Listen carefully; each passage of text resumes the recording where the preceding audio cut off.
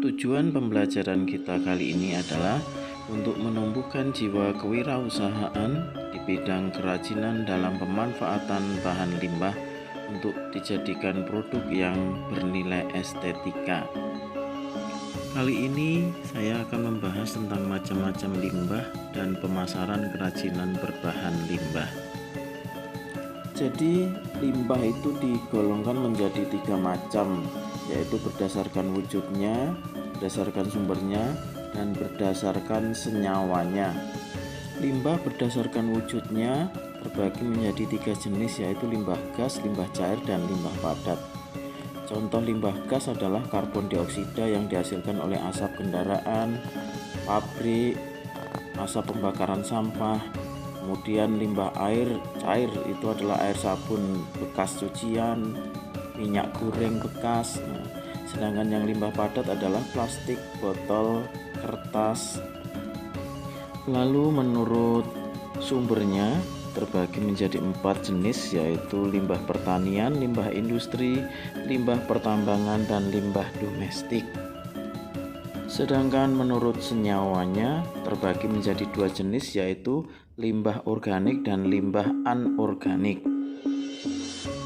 Limbah organik merupakan limbah yang mengandung unsur karbon sehingga bisa dengan mudah diuraikan atau bisa membusuk secara mudah. Contohnya jenis limbah ini adalah kulit buah-buahan dan sayuran, kotoran hewan, dan lain sebagainya. Sedangkan limbah anorganik merupakan limbah yang tidak mengandung unsur karbon sehingga sangat sulit atau bahkan tidak bisa diuraikan. Maka limbah anorganik dapat pula diartikan sebagai limbah yang tidak bisa membusuk. Contohnya adalah plastik, botol bekas, karet, pecahan kaca.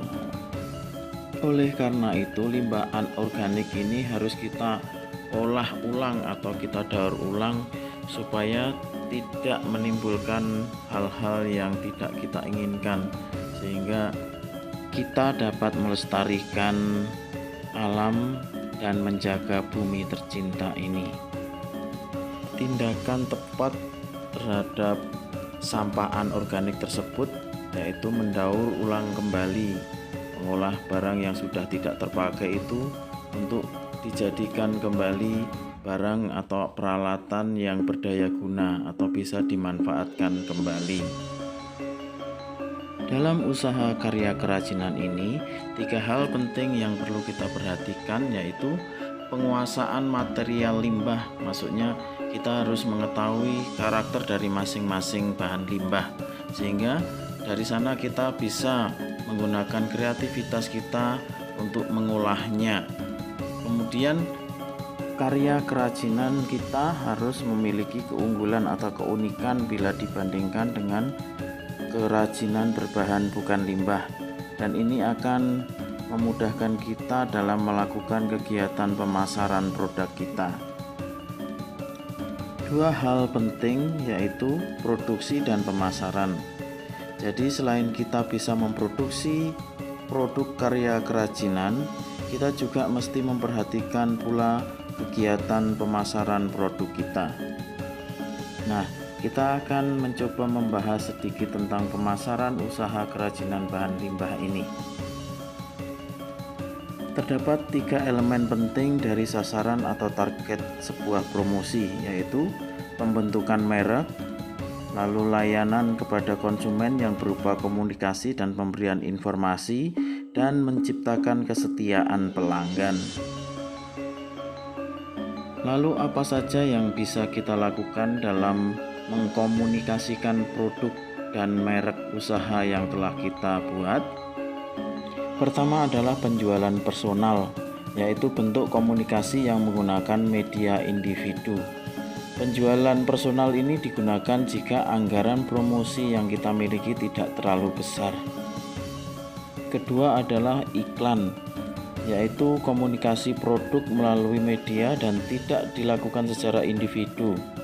Melalui sistem komunikasi diharapkan calon pelanggan bisa melihat, mendengar, membaca, mengenal, dan akhirnya tertarik dengan produk yang diiklankan di sebuah media.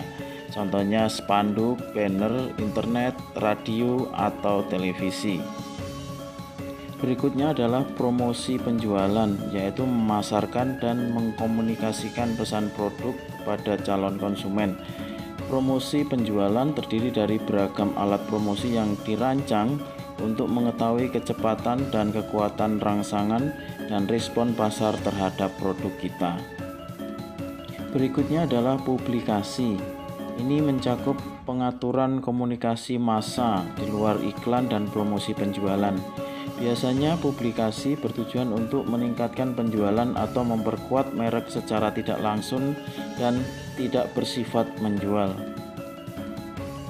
Lalu sponsorship merupakan aplikasi dalam mempromosikan produk atau merek yang berasosiasi dengan kegiatan perusahaan lain atau kegiatan pemerintah dan masyarakat. Terakhir adalah komunikasi di tempat konsumen yang akan membeli. Komunikasi dengan sistem ini bertujuan untuk mempengaruhi seseorang pada saat orang tersebut akan mengambil keputusan untuk membeli sebuah produk. Demikian yang saya sampaikan pada video ini. Tetap semangat dan selalu menjaga kesehatan. Terima kasih.